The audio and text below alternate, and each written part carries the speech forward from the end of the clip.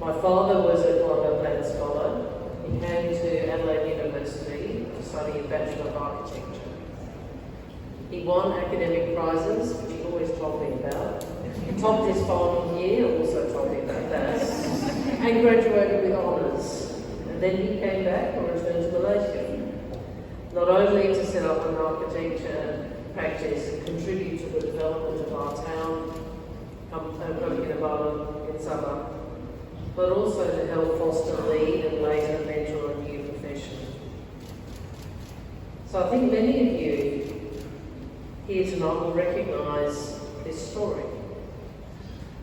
The story of how study can change the course of your life and change the course of others' lives.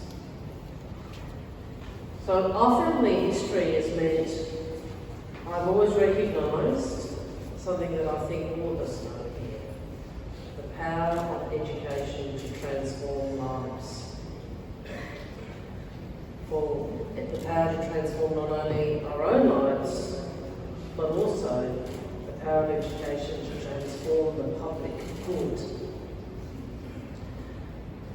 I've no doubt many of you share that experience and that inspiration.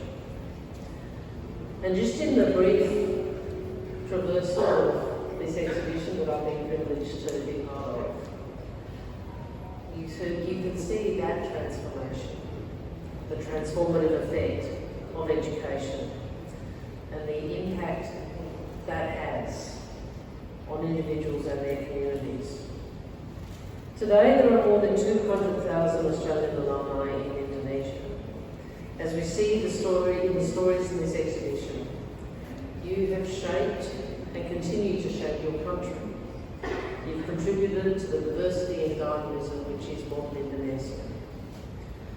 Our scholarship program, which we now call the Australia Awards, is the longest running scholarship program in Indonesia, and it has created enduring ties between our peoples, and we are proud to have played a part in so many of your personal stories. When Prime Minister Alumni and President Widodo met in Sydney last week, education was a feature of their discussions.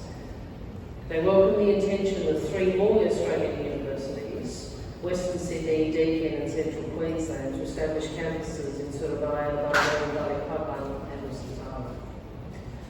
And they announced that Australia would pilot a scheme under the Australia Awards to fund study at these campuses. Reflecting the growing links between our countries, they also announced a collaboration between the Australia Awards Indonesia and the Indonesian government's endowment fund for education to enhance scholarship opportunities for Indonesian students. And they announced a revamped Indonesian language learning ambassadors program, which replaced the Indonesian and Australia Awards scholars in Australian schools and universities to support Indonesian language and culture learning. This is a particular priority of mine and of our government to do more when it comes to learning and becoming proficient in Bahasa Indonesia. Since Indonesia joined the new Colombo Plan in 2014, more than 12,000 Australian undergraduate students have been supported to undertake study and internships here in Indonesia more than in any other country.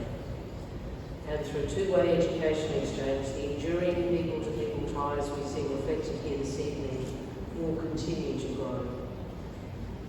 They are the foundation on which we will continue to work together to support the stability, the security and the prosperity of our peoples and our shared region. And finally, before I close, I just want to mention another story. I did an event today with many young people, and the Dino, who was running this, asked people to put their hands up, and he asked, how many of you want to study in Australia? And I was very pleased, pretty much the whole audience. So that was a relief.